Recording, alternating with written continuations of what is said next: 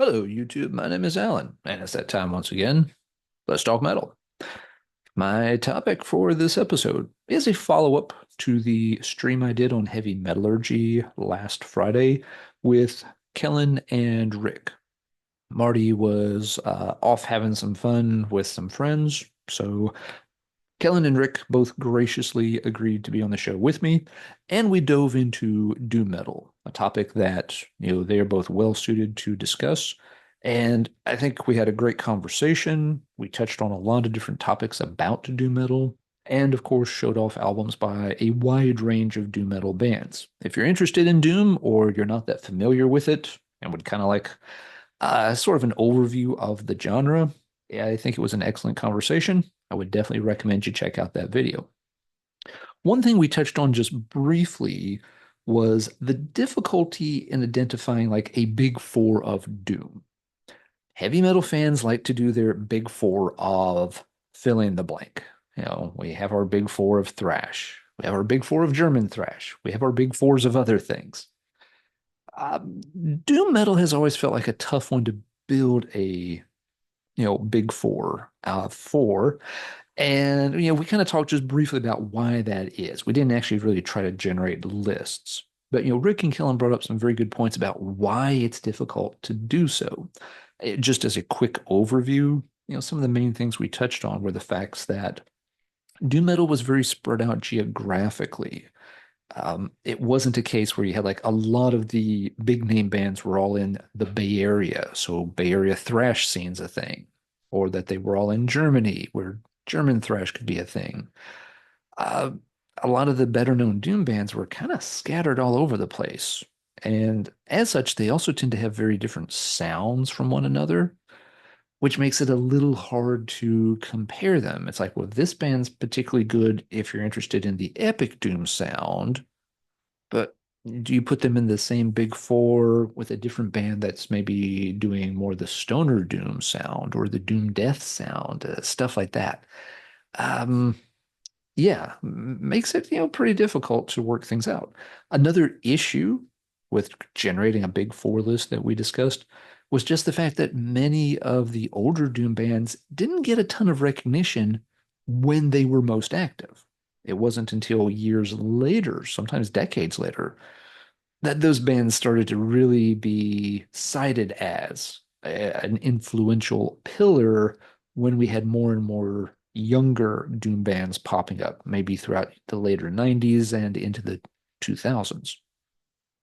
So yeah, not an easy thing to work on. I had kind of tinkered around with trying to generate a list of a big four of Doom in case we wanted to go down that rabbit hole more. We did not do so, and I think that was fine. We didn't need to. We had plenty of other good stuff to talk about. But something I noticed when I was putting together or attempting to put together a list was that there were obviously, lots of band names that came to mind. It's like, well, this band could count, this band could count, this band could count.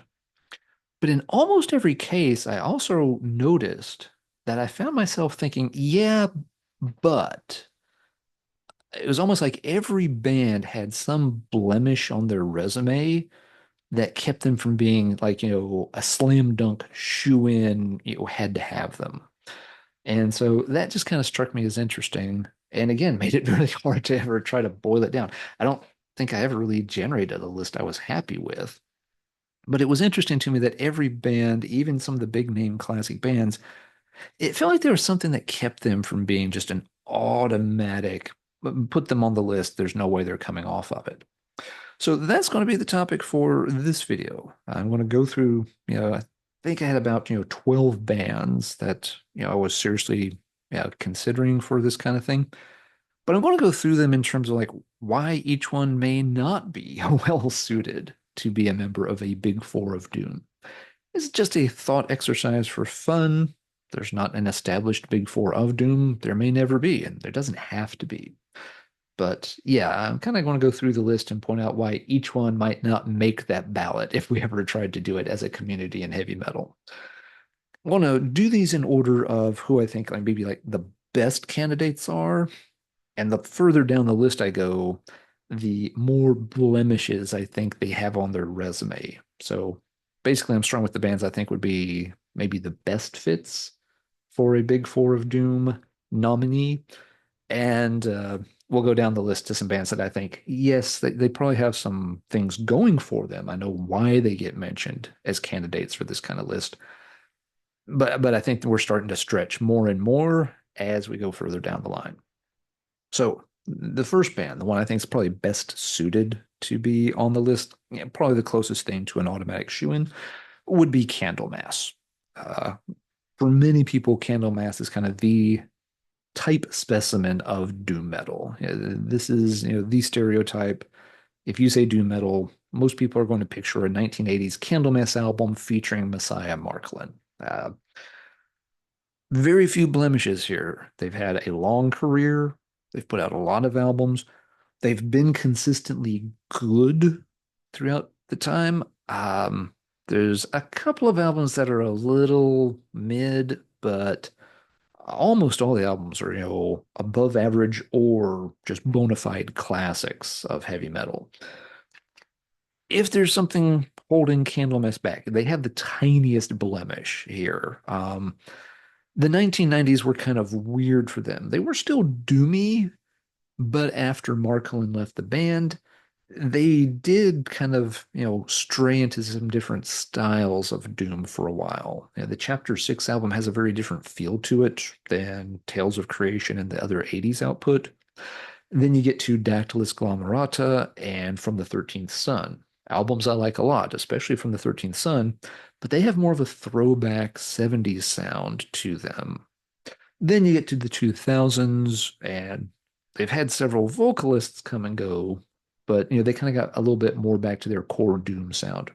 So maybe someone deducts a few points for having to find their way through the 1990s and having a little trouble keeping a vocalist in the band. But I still think Candlemass would be the one band that almost everyone would agree on and put on their list of the big four for Doom. Okay, next band. And we talked about this one briefly because they seem kind of obvious, but they probably aren't on the list for most folks. And that is Black Sabbath. At this point, looking backwards, we tend to think of, Black Sabbath really inventing the doom metal sound, especially on, say the first three albums or so. At the time, of course, they weren't really referred to as doom metal. They weren't always even referred to as heavy metal. The term was very new and the genre was very small.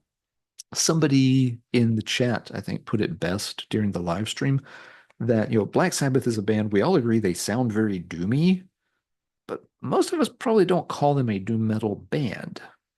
And as such, it feels kind of weird putting them on a list of the big four of doom when a lot of people don't probably actually call them a doom band. It's one of those situations where it's almost like, Black Sabbath invented doom, they predate doom, they're the godfathers of doom. But as such, they were so far ahead of the game, it feels a little weird to put them on the list of Doom. So that's the issue with Black Sabbath's application to be on the big four of Doom. In terms of the sound and the style, they certainly had it at certain points in their career. They went through changes. Oh God, I can't believe I just made that joke because I hate that song. But Black Sabbath did go through some changes, and there are periods where, their output's not particularly doomy. Nevertheless, they deserve to be in the conversation. If they ended up being one of the big four of Doom, I could see why. But if most people didn't want them on the list, I would understand why as well. There is sort of an issue there. All right, candidate number three. I think this band does have a strong resume. They might make it pretty easily, but again, a couple of things that maybe hold them back a little. It is Saint Vitus. Classic Doom by modern standards for sure. Love the band to death. I like both vocalists that they've gone back and forth between. They've had, of course, a third vocalist as well. So why would Vitus not be a slam dunk for my list? Vitus, always felt like a little bit of an outsider, even compared to other Doom bands in the 80s. Geographically, they were a West Coast band. And they were coming out of kind of a hardcore-ish background and scene. They're associated with a hardcore label in SST Records, playing and touring a lot with groups more like Black Flag. And they have a certain amount of that in their sound at times. It works fine. There's nothing wrong with it.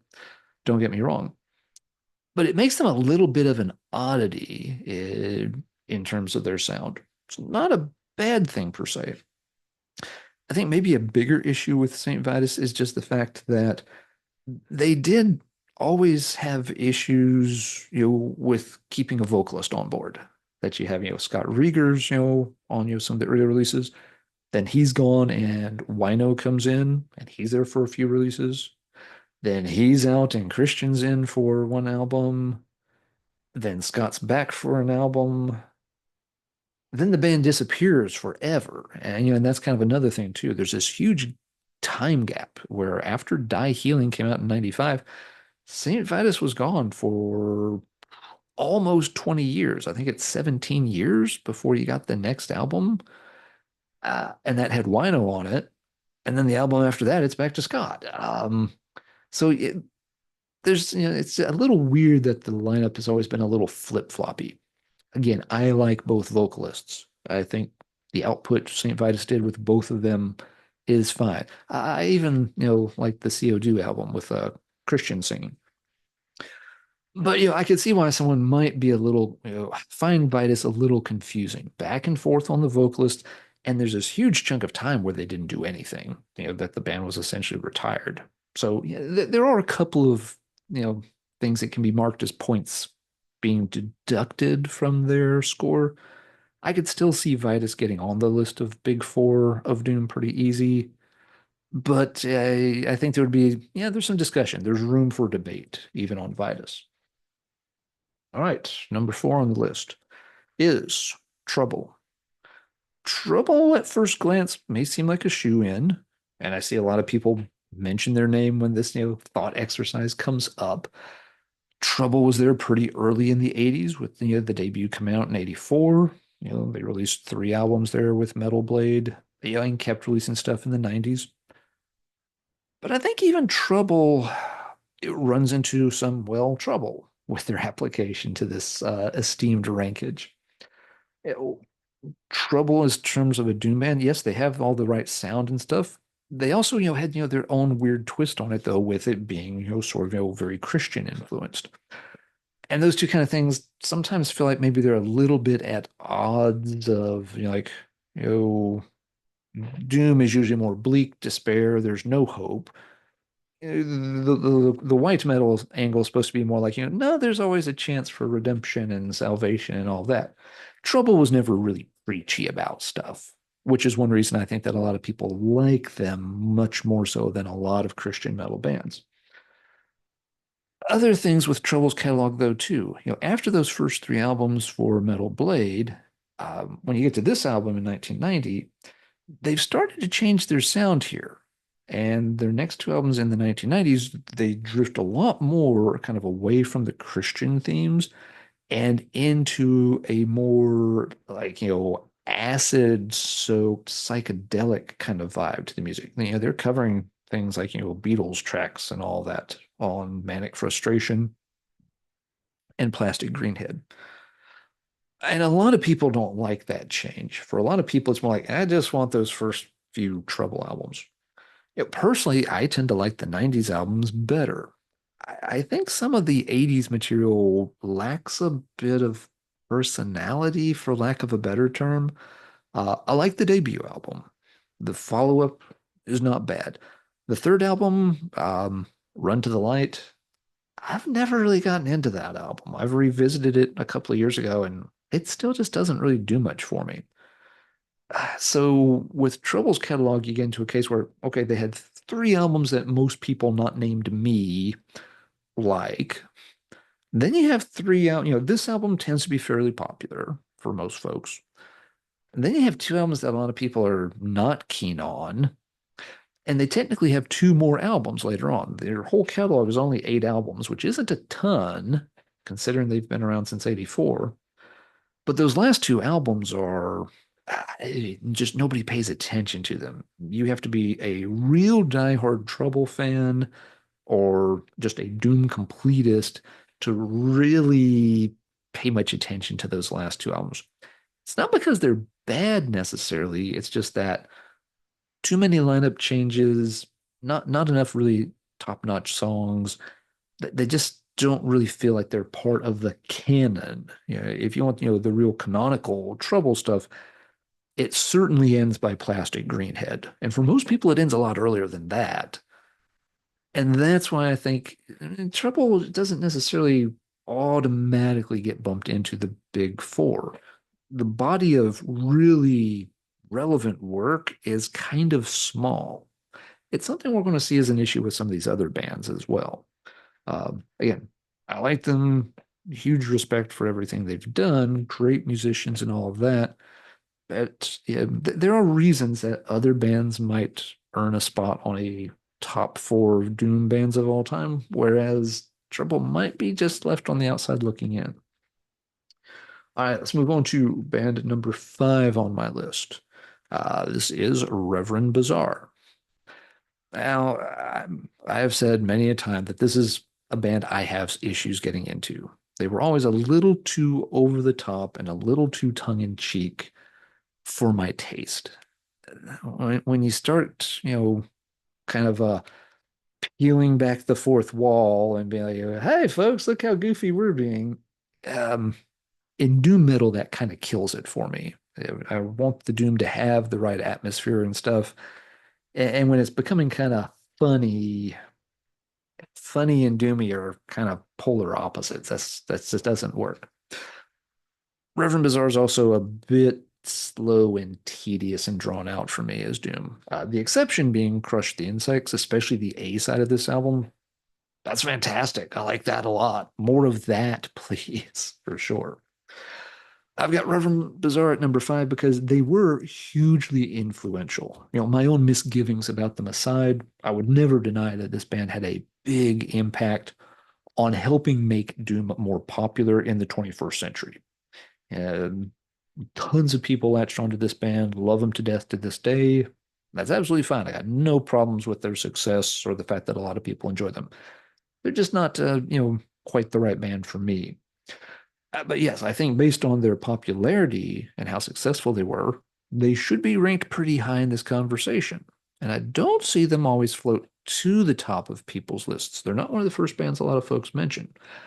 I don't necessarily mention them right away either, but the more I thought about it, I'm like, they might have a spot there. On the other hand, they might not. The one big blemish on the resume for Reverend Bizarre is they have a very short run. I know three albums, and let me check my notes over here for years on these. Because yeah, I don't know their catalog.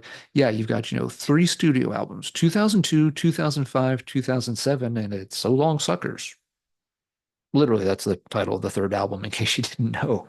So there's a lot of, splits and EPs and compilations, stuff like that. But three studio albums is all you got before this band was, over and done with. So a big, big deal for a short period of time.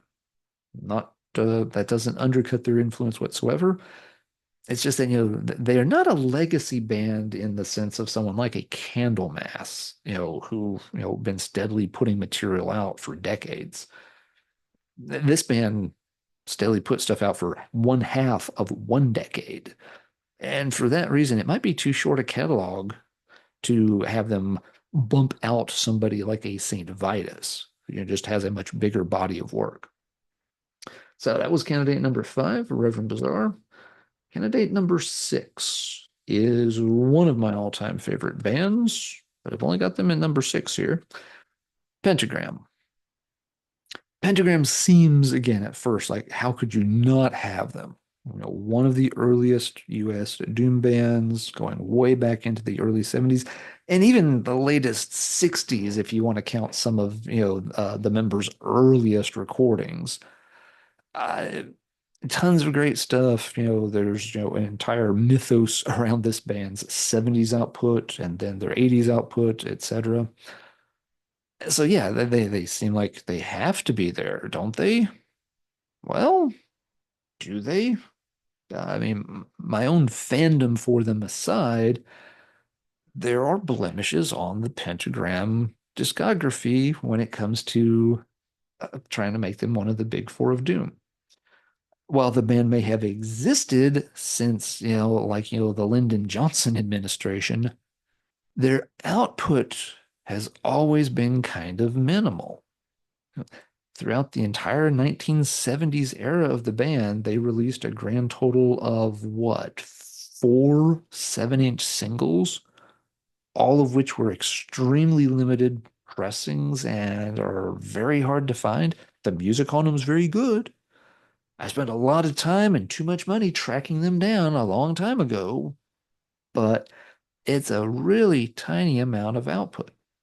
Now, yes, there's tons of old rehearsals and demos and stuff like that that have been in circulation going back to tape trading days. I spent a lot of time tracking all that stuff down and trading for it back in the day, but that's not like official stuff. Most people never heard that stuff ever. So, yeah, there's, a legacy. They were around, they played shows, stuff like that, but they were never putting out material that let them have any real reach outside of that, Northern Virginia, Maryland kind of, mid-Atlantic area scene that they were part of and really helped, found. When we think of Pentagram today, it just seems like, oh, yes, they've been a huge thing forever. No, they haven't. Best as I can tell, Pentagram's popularity and visibility really didn't happen until the dawn of the 21st century. Right around the turn of the century, two things happened that helped give this band a huge boost in visibility. When this album, Review Your Choices, came out, it was their first album in about 5 years. The lineup was seriously revamped. It was basically just Bobby and Joe Hasselvander at this point. Jeff Wagner did a very in-depth interview with Bobby for Metal Maniacs around the time this came out. And for a lot of people, I think that was their first in-depth exposure to this band. Prior to this, it was a name that, oh yeah, you probably had heard of them, but you had probably never heard their actual music. I think, Jeff's article really, kind of gave people insights into the band for the first time. And a couple of years later, Relapse released this, the First Days Here collection. I think this came out in 2001, might have been 2002. And it is the first official release of a lot of that old 70s era Pentagram material that everybody, again, had kind of heard of. There were a lot of allusions to it in, Jeff and Bobby's discussion in Metal Maniacs. And here was when people actually got to hear that stuff for the first time and were kind of blown away by how good a lot of it was.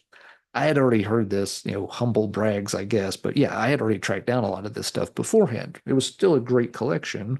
The band's old drummer, I believe, Jeff, handled the liner notes. The booklet's very detailed and very extensive. So yeah, this was one of those releases in the earliest 2000s that really kind of helped hype up that 70s retro metal occult doom vibe scene quite a bit.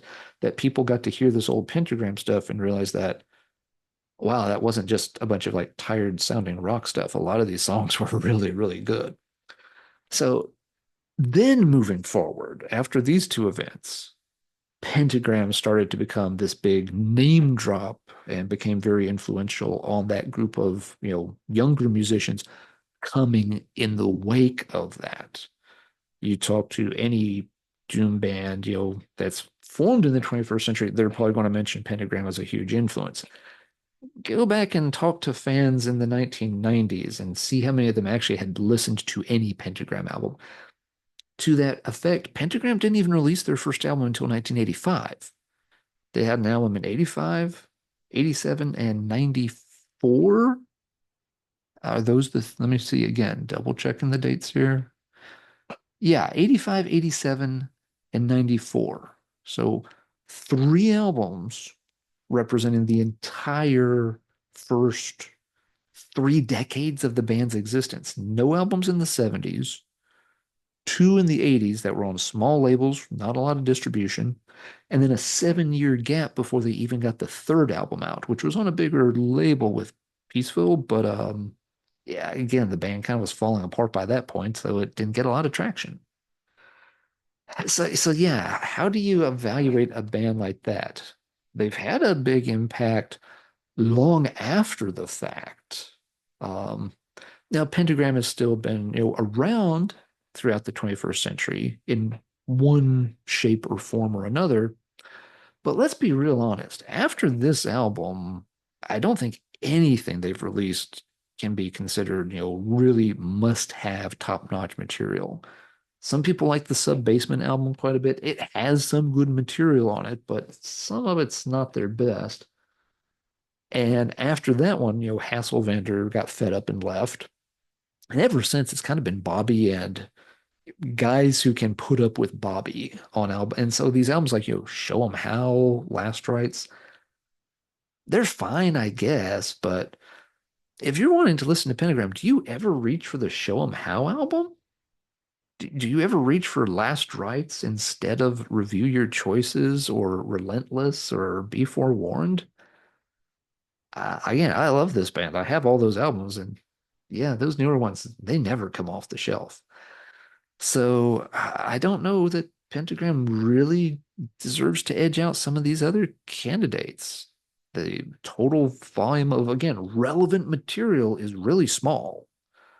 Um, they've stuck around and, the total discography is kind of long, but it's padded out with a lot of albums that I don't think most people really would find that relevant if they're being honest about it. So yeah, that's my take on Pentagram. Let's move on. Next up, and let me check here. Okay, yep. Don't have an album by this band, so placeholder for Cathedral.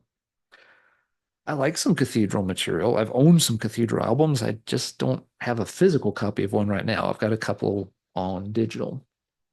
I think Cathedral deserves to be in the conversation because they did have a huge impact bolstering Doom's visibility in the early 90s.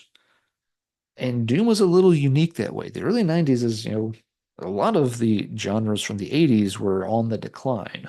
Glam metal's going away. Thrash metal is really fading out of the scene. Traditional metal, people aren't that interested in. Power metal in the United States, people weren't giving a crap about that anymore. But Cathedral helped keep people interested in Doom.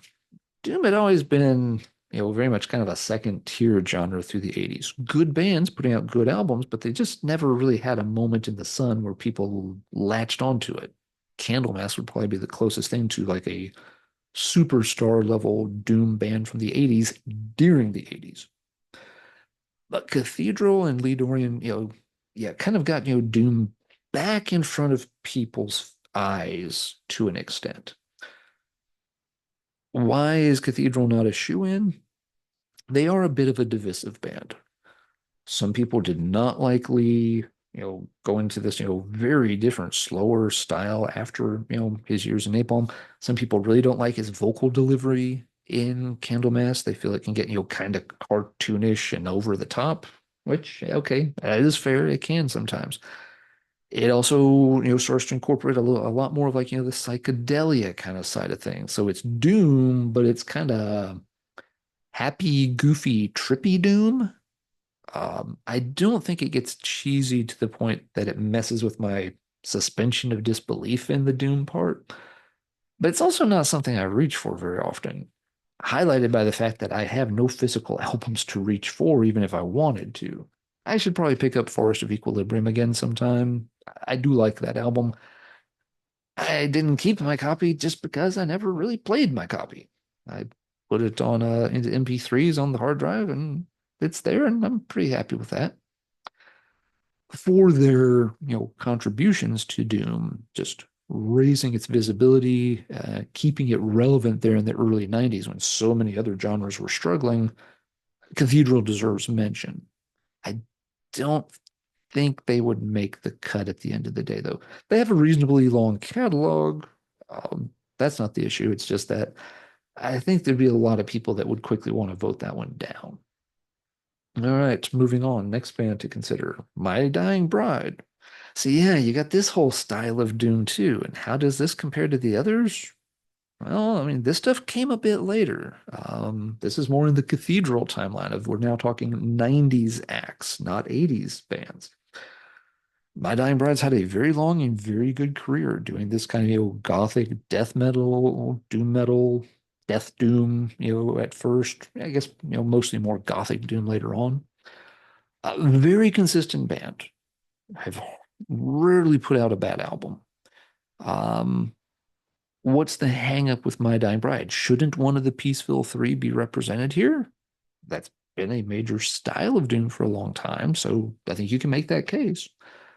I think the problem with My Dying Bride, one might be the fact that, again, yes, we're looking at something that started up a bit later in the 90s versus the 80s.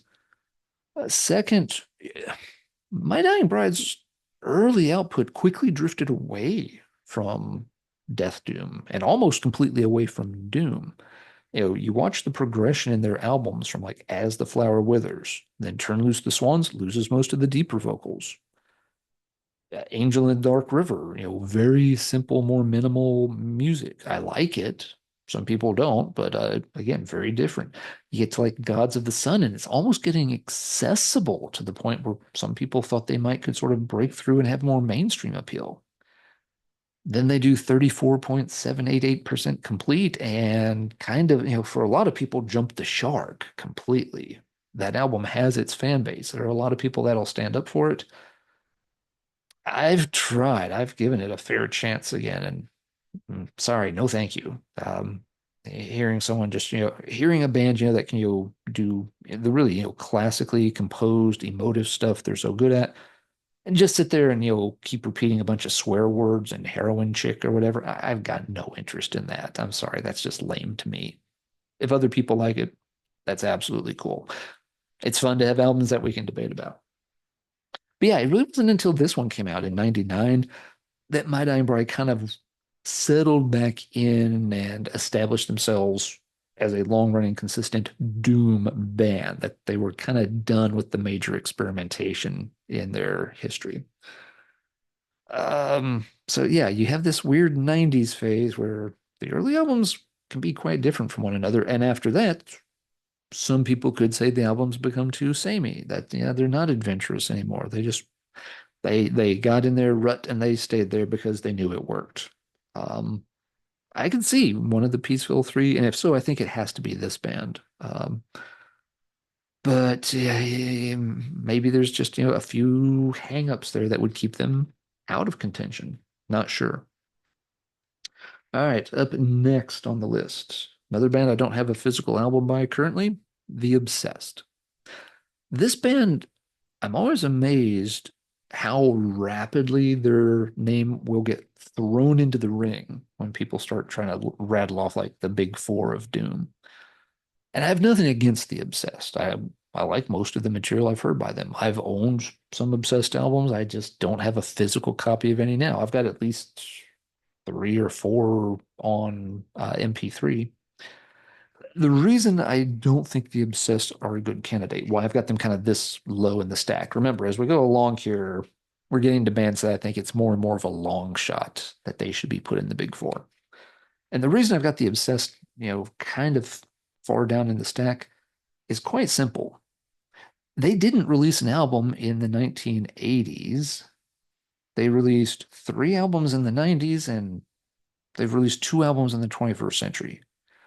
Their catalog is very short. And again, they're kind of, the core period of their activity in the 80s when they were playing a lot of shows, and again, very active on that Maryland, Northern Virginia doom scene.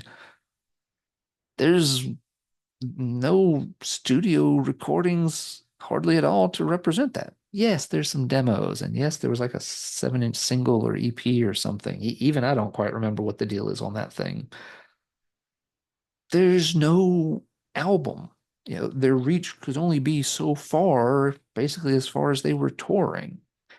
Yeah, and then Wino, left the band and headed to St. Vitus, and that was kind of it.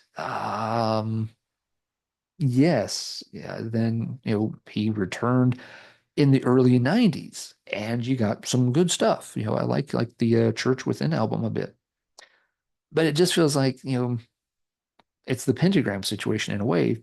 So much of their, early, really quote unquote legendary years, they really don't have any albums from that period. Um, and as such, I think their influence at the time was not nearly as big as we think it was. Looking back now, it's just like, oh yeah, obsessed. They've been around forever. True legions of doom. Wino's the man. Wino is the man. I've got no problem with Wino at all. But I just can't see putting the Obsessed on a list of the big four of doom, a band that, their first album is a major label release. Well, no, that's not quite right. They don't really, start breaking out and getting any attention from most people until their third album or in like 94 with The Church Within. That just feels really weird. And again, they've hardly put anything out since then. The Church Within was 94. They've got what, two albums since then? Maybe three, maybe I'm forgetting something. It's a really small catalog, and there's nothing at all in the catalog from those earliest, from the entire 1980s. I think those are pretty big blemishes. If you're trying to narrow it down to just four bands, that are, the four most essential, essentially pillars and representatives of Doom, I don't think the Obsessed has a strong enough resume to get there. That's my take on it. Next up, band I like a lot, but I don't think they are much higher up the totem pole here. Solitude Eternus. A lot of people like, what? That's one of the best US Doom bands ever. I personally would agree. I love most of their output. Here's why I've got them so far down the list. Later start, first albums not coming out until the early 90s. Yes, they were around in the late 80s. They had the Injustice for All demo and all that. Different sound, very small local scene there in kind of, the eastern half of Texas. You're only having so much impact at that point. The impact, your reach comes when you've got albums that are, in wide circulation. So Solitude Eternus, 90s band, only did six albums. So it's not a real long catalog. By 2006, I don't think the band ever officially disbanded. They just quit releasing new stuff. Part of it, of course, being that, Rob Lowe was eventually, recruited by Candlemass. And I think everyone knew right away that there was both bands. He wasn't, Solitude Eternus couldn't keep operating as long as Lowe was committed to that project. You'd like to think that maybe he could have balanced both, but Solitude, took their time. They were very meticulous about their songwriting and recording. And that was just going to make it even harder if your vocalist is trying to also coordinate with a band in Sweden who's obviously has a higher profile and puts stuff out more frequently and does bigger, longer tours. You're just not going to have time to get back to this project, just the way it was. So, yeah, relatively short catalog. They had very little impact at the time. Yeah, I got into Solitude Eternus pretty early. I had heard of them. This is the third album, Through the Darkest Hour. I had heard of them before this. This was the first one I could actually lay hands on. I got it about the time it came out. I picked up the debut soon after that. Had been looking for a copy of the debut and just could not find it in the States. I finally lucked out one day and found it in a used bin. Um, but yeah, Solitude Eternus, not a lot of people were paying that much attention to them in the 90s. This is another band that people appreciate a lot now. But if you went back to 93, 95, 97, and you were looking for Solitude Eternus fans or Solitude Eternus albums, yeah, good luck. They weren't that impactful. They didn't have a lot of relevance on the scene. They were playing, great, in Candlemass inspired old school doom metal. The early stuff has a really strong traditional metal feel to it. On this album, it feels like they do go, more into the doom side, a little bit away from the traditional metal side. Someone pointed that out, in the chat, and I would agree with it for sure.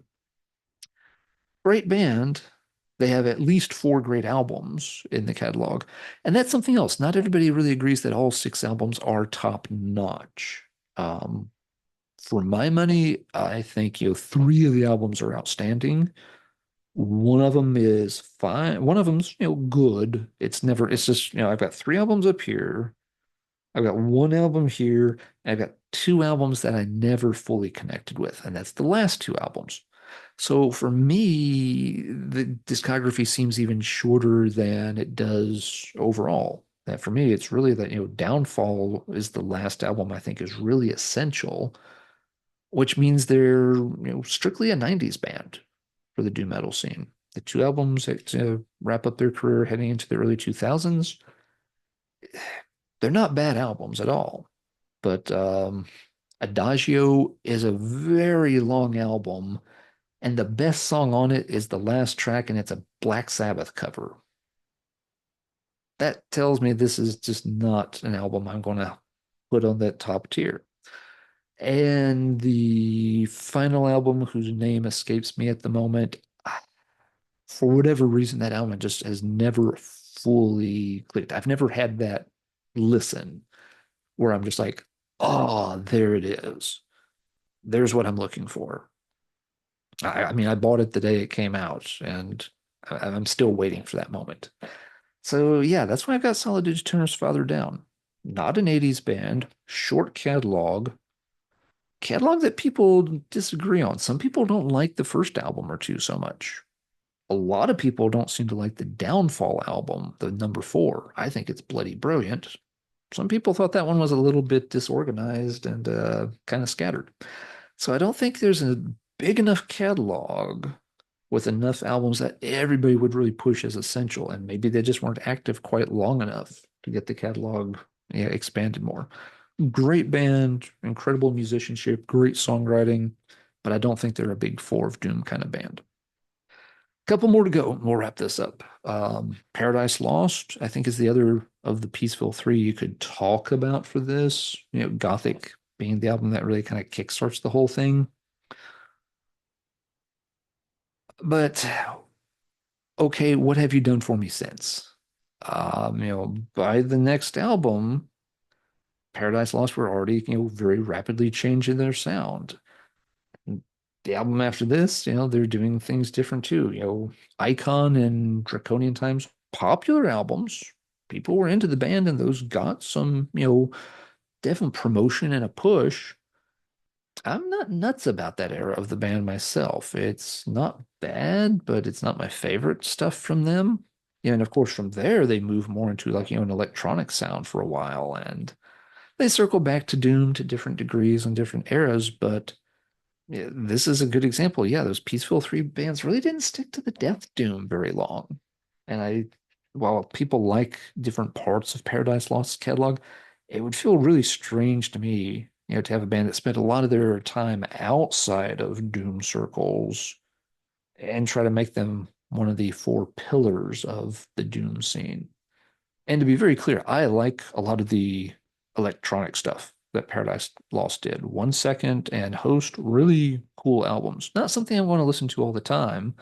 So I'm not excluding them because I don't like the music. I just don't know. I mean, other than Gothic, I mean, if you want to be generous, you could say, okay, Gothic, Icon, Draconian Times. Those three albums, had a high visibility and a lot of people liked them and kind of, helped buoy up the scene. But then you have all these other albums that didn't do those things. So I think My Dying Bride's the better candidate if you want a Peaceful Three type band in the conversation. I think Anathema is obviously the last one there. I like a lot of Anathema stuff, but they drifted out of metal completely the fastest. And I think among the early stuff by the Peaceful Three, I think Anathema's material is overall weaker than Paradise Lost or My Dying Brides. I like some of the early Anathema material, to be very clear, but on a relative scale, someone's got to be third place. And for me, Anathema is clearly third place when you're comparing those three. Might need to go back and revisit some of that early Anathema material. Maybe it's collected a little bit too much dust and rust in my brain. And if I blew that stuff off and gave it another chance, maybe there's more of a conversation there. It'll happen someday. All right, very last band I want to mention for this topic is this one, Witchfinder General. A lot of people will throw their name into the ring when we're talking about, yeah, who are the big four of Doom? And while I absolutely love those original two Witchfinder General albums, I don't think this band has any business being discussed as a big four of Doom. It's a pretty easy rationale why. As I just said, there were two original albums. Their entire 80s discography was a single, an EP, and two albums. That is not a lot of material. Another very important reason they're not in the conversation is that this band was not taken very seriously when they were active. They were seen as sort of an outlier, a misfit band from the new wave of British heavy metal. The album covers where, they always had, ladies, whose boobs had managed to fall out of their clothing was seen as like a very bad joke. It was seen as a very much a gimmick just to try to get horny guys to pick up the album and maybe buy it. They weren't seen as a good band or a serious band. Some people have even argued that they shouldn't even be considered a doom band, that it was more a case of really shitty production than an intentional motivation to develop that old school Black Sabbath sound. I think that criticism may be a way over the top and too harsh and unfair. Witchfinder General, you see, their popularity came much, much, much later. I was looking for Witchfinder General albums by middle of 1992 at the latest. I might have been looking for them even earlier than that. Nobody knew who this band was. Nobody had their albums. Nobody knew what the fuck I was talking about. They tended to think I was referring to the old Hammer horror film, the Anthony Hopkins flick called Witchfinder General. I'm asking for a record album. They're like, do you want to? I don't know if we've got a copy of that over in the VHS section or not. I'm just like, I'm not looking for a movie. I mean, no one knew that band until going back to this. Aha. Extremely popular Doom band in the early 2000s, advertising the Witchfinder there. And then, yes, yes, yes, everyone and their mother was checking this out. And there's nothing wrong with that. That's awesome that Witchfinder General got a second life that way. We all did this. This was what you did before the internet, took over everything. If you wanted to find out about new bands, you looked at band photos, like, huh, what does that say on his shirt? Witchfinder Let me try to find out something about that band. I'm glad he's wearing the shirt in the picture. I'm glad Witchfinder General got exposure and that another generation of fans were able to check them out and finally give them some of the respect they deserved. Witchfinder General, unfortunately, kind of squandered that opportunity on a misguided reunion comeback album. The less said about what happened with that, the better. Not the topic I'm not going into that rant tonight. But yeah, Witchfinder General, not only is their catalog short, not only did they have zero impact during their original run, um, all of their legacy was established 20 years later because somebody in a different band wore their t-shirt for a photo. And now people look back and think, oh, yeah, wasn't this was like an awesome 80s Doom band. They are an awesome band that played Doom and they were from the 80s, but those things didn't line up at all at the time. Too small a discography, too little impact in their day for them to be on this kind of list. Sorry, Witchfinder General. Love the old stuff, but no, you are not a big four of Doom type band. All right. Those are my thoughts on this. And again, to be very clear, I like all the bands on this list to some extent. Even Reverend Bizar, side A of Crush the Insects rocks out really good. But if you're talking about establishing a big four, you only get to pick four. And they're going to need to have really strong, resumes if they're going to be in that conversation. I think I went through about 12 bands. eight, bare minimum, eight of them can't make the cut. If I went over through more than 12, then there's even more bands are not going to make the cut. At most four of those. And there might be a band that should be in the conversation that has slipped my mind and I didn't even talk about tonight. And that's why it's time to talk metal in the comments down below. Did I forget anybody? Is there a band that should definitely be in this conversation I did not bring up? Probably so. Please add a comment and make the case for or against them. Either way. Um, if you were trying to come up with this list on your own, and again, it's just a fun thought exercise. Does it mean anything? Is it important? No, we don't do these things because they're always meaningful or important or going to change the trajectory of heavy metal. We do it because it's sort of a fun thought exercise. What combination of bands would make your list? Are there four that immediately stand out to you as like, yep, it has to be these four, no contest? Are there one or two shoe-ins and you're not sure about the other slots? Well, it's your chance to add your 2 cents and let folks know what you would do if the topic of who are the big four of doom came up and you wanted to weigh in on it. All right, with that, I'm going to wrap this up. Until next time, everybody take care. And as always, keep banging your head.